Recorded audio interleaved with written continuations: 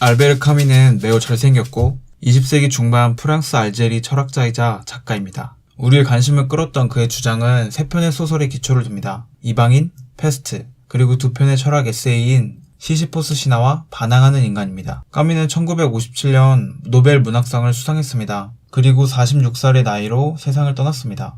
그의 출판사 사장인 갈리마르가 몰던 스포츠카를 타고 달리던 중 나무를 들이받는 사고를 내고 말았습니다. 그의 주머니에는 그가 사용하지 않기로 한 기차표가 들어있었죠. 이방인. 까미의 고향인 알제리가 배경인 이 소설에는 메르소라는 아이러니한 청년이 등장합니다. 메르소에게서는 일반적인 우정이나 사랑을 찾아볼 수 없습니다. 그리고 어느 날 아랍인 남자를 총으로 쏴서 죽게 만드는 실수를 저지릅니다. 왜 아랍인을 죽여야만 하는지에 대한 이유도 모른 채 말이죠. 그는 어떤 양심의 가책을 나타내 보이지 않고 자신의 운명을 그저 내버려두는 것처럼 보입니다. 소설의 마음 상태를 사회학자 에밀 듀크하임은 이렇게 정의합니다. 에너미. 사람이 완전히 다른 사람과 단절되어 무의미하고 영향력이 없는 소외된 상태. 그들은 동정이나 가치관을 공유할 수 있는 방법을 찾을 수 없습니다. 소설 이방인은 프랑스와 다른 나라의 사춘기 시설에 대한 이야기로 프랑스와 다른 나라에 잘 알려져 있습니다. 하지만 이런 테마는 17살들한테는 조금 거창한 테마가 될 수도 있죠. 이방인의 주인공 메르소는 사회에서 발생하는 일들에 대한 일반적인 답변들을 받아들이지 않습니다. 그는 위선과 감성을 동시에 보곤 하는데 그것을 간과해서는 안 됩니다. 그는 정상적인 설명을 받아들일 수 있는 사람이 아닙니다. 이를테면 직장, 교육 시스템, 인간관계, 정부의 메커니즘 같은 건 말이죠. 그는 보통 부르주아의 삶에서 벗어나 있습니다. 그는 평범한 부르주아적 삶을 벗어나 돈과 가족에 대한 협박과 도덕에 대한 비판을 매우 염려했습니다. 그는 미국판 서문에 이렇게 썼는데요. 메르소는 게임을 좋아하지 않는다. 그는 거짓말하기를 거부한다. 그는 자신에 대해서 말하면서 자신의 감정을 숨기기를 거부한다. 그래서 사회는 즉시 그를 위협한다. 이 책이 특이하고도 매력적인 분위기는 메르소가 그의 독자에게 전하는 냉랭하고 건조한 목소리에서 나옵니다. 오프닝은 20세기 문학에서 가장 전설적인 부분으로 분위기가 쩔죠. 오늘 엄마가 죽었다. 아니, 어쩌면 어제인지도 모른다. 결말 역시 도전적입니다.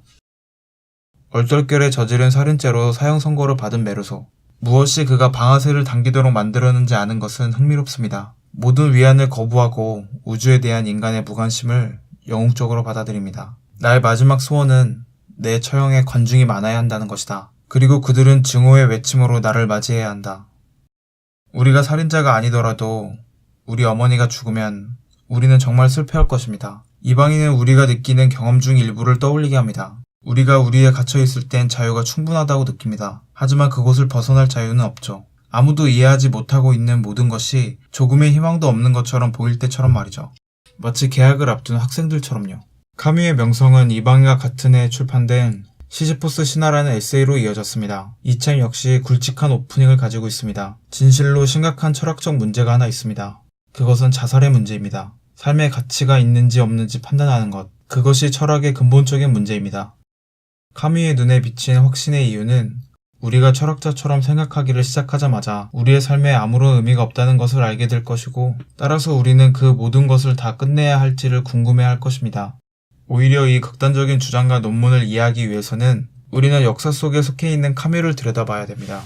그의 극적인 삶은 무의미할 수도 있고 인생은 실제로 신이 부여한 의미에서 부자가 될 수 있다는 이전의 생각을 전제로 하고 있습니다. 오늘날 우리 중 많은 사람들에게 좀 멀게 느껴질 수는 있지만 서구에서 지난 2000년 동안의 삶은 신으로부터 주어진 것이라고 여겨졌습니다. 다른 어떤 것보다 위에 있는 기관, 기독교 교회. 카뮈는 키에르케고르에서 시작된 사상의 긴 라인에 서 있습니다. 니체, 하이데거, 사르트르.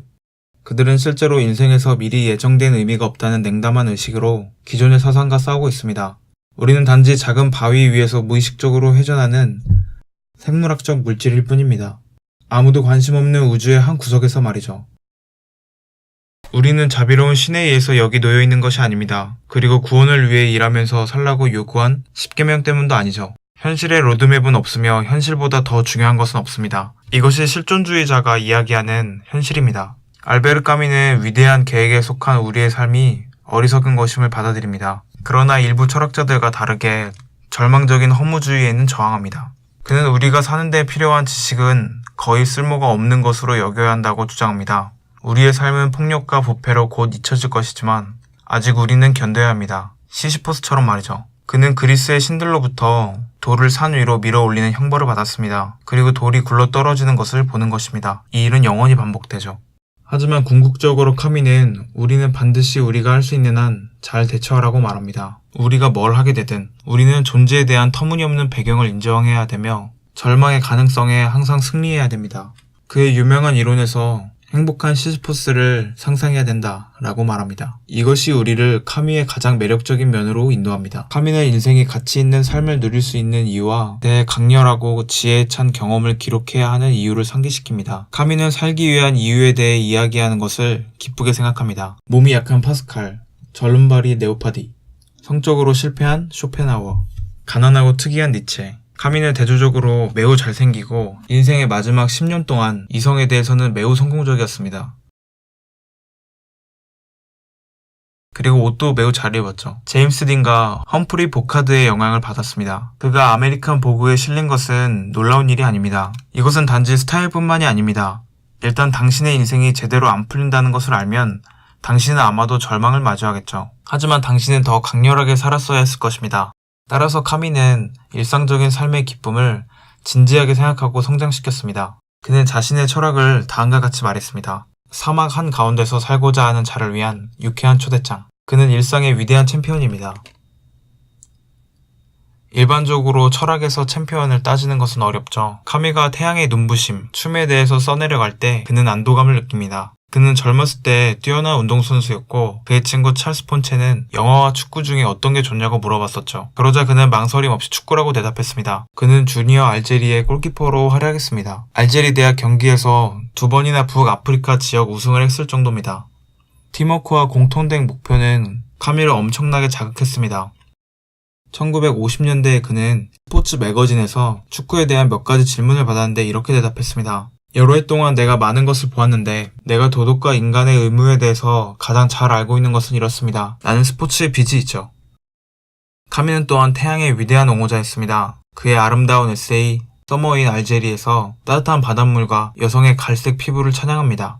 그는 이렇게 썼습니다. 2000년 동안 헐벗은 육체가 해변에 나타났는데 20세기 동안 사람들은 그리스의 예의를 베풀려고 노력했습니다. 육체를 감추고 복장을 복잡하게 만들었죠. 하지만 오늘의 지중해 사람들은 그리스의 운동선수들의 행동을 반복합니다. 그는 신체의 즉각적인 즐거움을 토대로 새로운 이교도에 대해 말했습니다. 알제에서 여름이 만든 것. 나는 오후 내에 춤을 추며 웅장하고 키 큰 소녀를 기억하며 그녀는 몸에 달라붙는 파란색 드레스에 자스민 화환을 썼다. 그녀의 땀은 등에서 시작돼서 작고 예쁜 다리로 흘러내리고 있었다. 그녀는 머리를 뒤로 넘기며 춤을 추고 웃고 있었다. 그리고 꽃과 살냄새를 남긴 채로 테이블을 스치며 나가버렸다. 카미는 사소하고 오래 갈 수 있는 일을 더 높고 좋고 순수한 것들을 위해 사라지게 만드는 것에 저항했습니다. 그는 이렇게 썼습니다. 이 생에 대하여 죄가 있다면 그것은 아마 인생의 순간을 간직하지 않는 것이다. 다른 삶을 기대하는 것은 이번 생의 조용한 웅장함을 피하는 것과 같습니다. 편지에서 그는 다음과 같이 말했습니다. 사람들은 삶에 열중하고 행복을 위해 탐욕스럽기 때문에 나를 끌어당긴다. 거기에는 목숨을 걸 가치가 있습니다. 하지만 뭔가를 죽일 만큼은 아니죠. 카미는 일생 동안 호평을 많이 받았지만 파리의 지식인 커뮤니티는 그를 의심스러워했습니다.